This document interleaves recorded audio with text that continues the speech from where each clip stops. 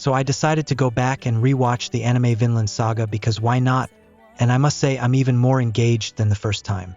Vinland Saga is just a fictional masterpiece that tackles real-world problems like sense of self, morals, war, self-growth, and many more. It carries a bucket of lessons one can take and implement into the real world with them. Today, I'll be uncovering one of those lessons. So don't forget to subscribe, and let's dive into Vinland Saga. Vinland Saga Season 1 is a historical anime based on Makoto Yukimura's manga, which explores themes of revenge, war, and the search for a true purpose in life. The story is set in the early 11th century during the Viking Age and follows Thorfinn, a young Icelandic warrior driven by revenge against the mercenary leader Askeladd, who killed his father, Thors.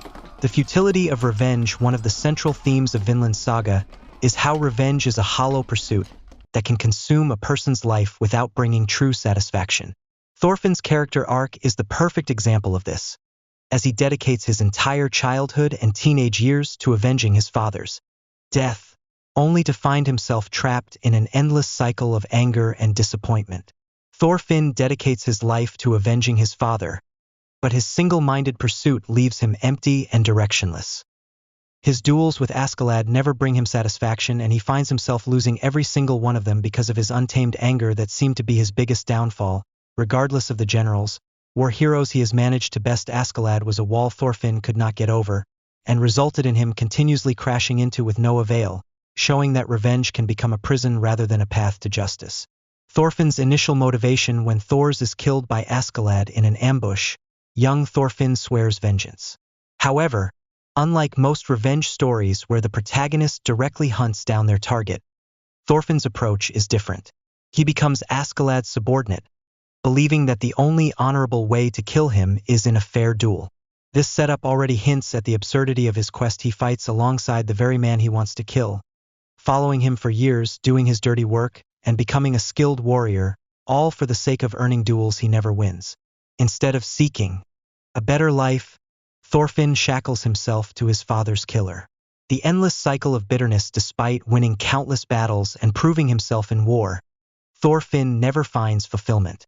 Every time he challenges Askeladd, he loses not just physically, but emotionally.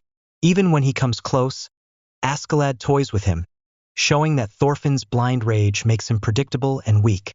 Askeladd even mocks him at times, telling him that he fights without thinking, and that he is still just a little beast, driven by emotions rather than reason.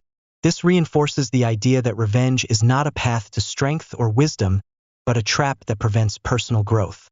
The ultimate failure of his revenge, the final and most devastating proof of the futility of revenge, comes when Thorfinn is denied his goal entirely. Just when he is about to have another chance to kill Askeladd, Prince Canute kills Askeladd himself. This moment is pivotal. Thorfinn, who has spent over a decade training, fighting, and suffering for this one purpose, is left with nothing. He doesn't feel relief, satisfaction, or closure. Instead, he is lost, furious, and without direction. This moment teaches a harsh but important lesson. Revenge is not a solution. Even if Thorfinn had killed Askeladd himself, it would not have brought his father back or given him peace. Instead, it would have just left him empty, with no future beyond that act. What can we learn from this?